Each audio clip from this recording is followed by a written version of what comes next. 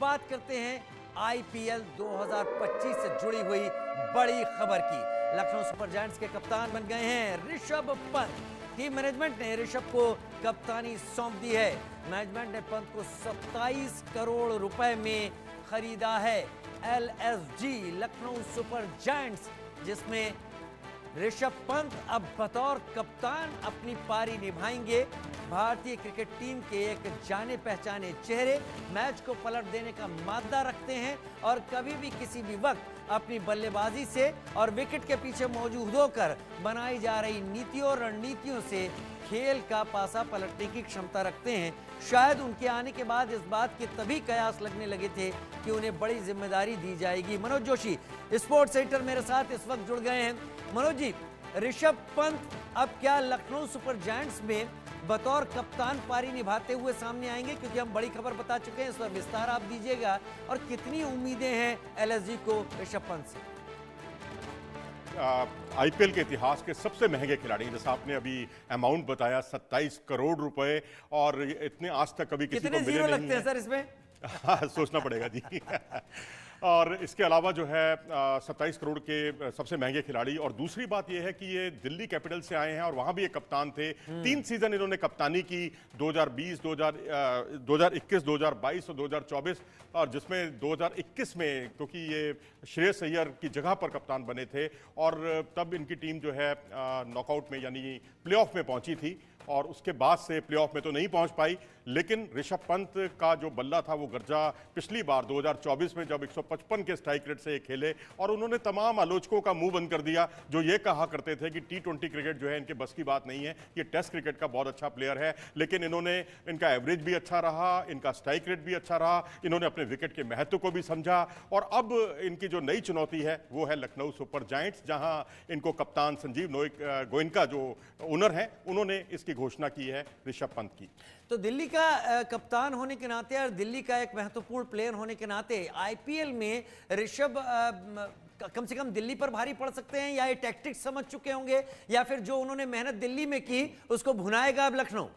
देखिए, अक्सर एक बात ना यहाँ पर आपके सवाल के जवाब में गौतम गंभीर अक्सर एक बात कहा करते हैं कि टीम को कप्तान नहीं जिताता, टीम को जो है प्लेयर्स जिताते हैं। तो अब दिल्ली कैपिटल्स में प्लेयर्स अच्छे थे, नो डाउट, ऐसा मिला जुला वो क्राउड था प्लेयर्स का। लेकिन यहां अगर आप लखनऊ सुपर जायंट्स का देखें तो मुझे टीम बैलेंस बिल्कुल नजर नहीं आ रही है। उनके लिए चुनौतियां बढ़ गई हैं। कप्तान जरूर वो बन गए हैं, लेकिन अब आपके पास स्पिनर्स को लेकर जो ज्यादातर मैचेस आपको इंडिया, क्योंकि इंडिया के तमाम दूसरे वेन्यूज पर खेलने हैं, चलो आप लखनऊ सुपर जायंट्स हैं, आप इकाना स्टेडियम जो है लखनऊ, उसकी पिच को तेज बना सकते हैं क्योंकि तेज बॉलर्स की आपके पास भरमार है। लेकिन स्पिनर्स के नाम पर आपके पास जो है एक रवि बिश्नोई है और दूसरे शाहबाज अहमद हैं। उसके अलावा कोई भी रिकॉग्नाइज्ड नाम नहीं है इस पूरी टीम में। और दूसरी बात कि बल्लेबाजी जो है इस टीम की बहुत बड़ी कमजोरी है, क्योंकि ऋषभ पंत, निकोलस पूरन और उसके बाद आपके पास डेविड मिलर और एडन मार्करम, इन चार के बाद कहानी करीब करीब खत्म हो जाती है। आपको ऑलराउंडरों पर निर्भर होना पड़ता है। एक आयुष बदौनी को आप गिन सकते हैं, यानी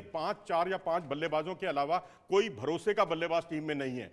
हाँ, फास्ट बॉलिंग में मैं जरूर कहूंगा मयंक यादव से लेकर आपके पास जो है आवेश खान है, आकाशदीप हैं और मोहसिन खान है, बाएं हाथ के तेज गेंदबाज, वेस्ट इंडीज के शामर जोसफ हैं। तेज गेंदबाजों की तो भरमार है आपके पास, लेकिन स्पिनर्स केवल 2 हैं और बल्लेबाज केवल 4 हैं जिन पर आप भरोसा कर सकते हैं। क्या एलएसजी उलटफेर कर सकता है ऋषभ पंत के आने के बाद?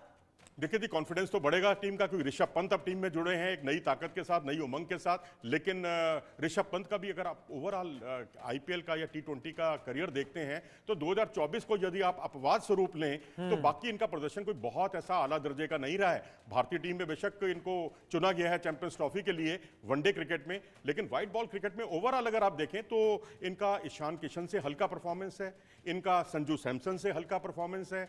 लेकिन हाँ, ये खिलाड़ी जो है टेस्ट क्रिकेट का एक मुकम्मल प्लेयर है। लेकिन व्हाइट बॉल क्रिकेट में मुझे लगता है इन्हें बहुत कुछ अभी करना है, और जब कप्तानी का दबाव होगा तो फिर देखना होगा कि बहुत लिमिटेड रिसोर्स से आप कैसे 100% लेते हैं। क्या एलएसजी के पास अब वो सारी सुविधाएं हैं? क्योंकि जाहिर तौर पर जो हम अब तक ऋषभ पंत को लेकर देखते आए, एडम मार्करम की आपने बात कही, आकाशदीप की अगर मैं बात कर लूं, ये 3 खिलाड़ी तो ऐसे हैं जिन्हें इंटरनेशनल एक्सपोजर भी बहुत ज्यादा मिला हुआ है। तो क्या ये 3 फर्क नहीं डाल सकते पूरी टीम को कलेक्टिवली? देखिए, कलेक्टिव जो प्रयास होता है उसका मजा कुछ और है, क्योंकि बॉलर कोई कितना भी अच्छा हो, मैं तो जसप्रीत बुमराह को मान लेता हूं, चलो जी आप उससे बढ़िया तो बॉलर कोई इंडिया में नहीं है फास्ट बॉलर। अगर वो भी मुंबई इंडियंस में आते हैं तो वो भी, अगर वो खेलते हैं, फिट रहते हैं, तो वो भी पूरी तरह से टीम की तकदीर नहीं बदल सकते, क्योंकि उनको ओवर तो 4 ही करने हैं ना 20 ओवर में से, तो बाकी 16 ओवर तो बाकी दूसरे गेंदबाजों को करने हैं। तो आपको यहाँ बल्लेबाज चाहिए ऐसा जो अपने दम पर मैच जिताए। इसमें कोई शक नहीं कि निकोलस पूरन और ऋषभ पंत की खूबी और डेविड मिलर और मार्करम का आपने जिक्र किया, इनमें कोई कमी नहीं है। लेकिन जब कभी कोलैप्स होता है, आपके ऊपर के 3 या 4 विकेट गिर जाते हैं जल्दी, उस वक्त संभालने वाले आपको प्लेयर चाहिए। यहाँ पर कोई विस्फोटक बल्लेबाज या बाद में मिडिल ऑर्डर में कोई इतने अच्छे बल्लेबाज हैं नहीं, इनके पास चॉइसेस बहुत लिमिटेड हैं। तो मुझे लगता है कि ये ऋषभ पंत की सबसे बड़ी चुनौती होने वाली है कि आप अपने बल्लेबाजों का सीमित क्षमताओं का अधिकतम इस्तेमाल करें, और बल्लेबाज जो है वहां टिककर भी खेलें और अपनी विकेट के महत्व को भी समझें और हिटिंग भी करें। तो ये दोनों काम थोड़े से चैलेंजिंग हो जाते हैं। बहुत धन्यवाद मनोज जोशी सर हमारे साथ जुड़ने के लिए। तो ऋषभ पंत एलएसजी का हिस्सा बनने जा रहे हैं बतौर कप्तान। 27 करोड़ रुपए में आईपीएल में इस बार उन्हें खरीदा गया था एलएसजी के द्वारा। फिलहाल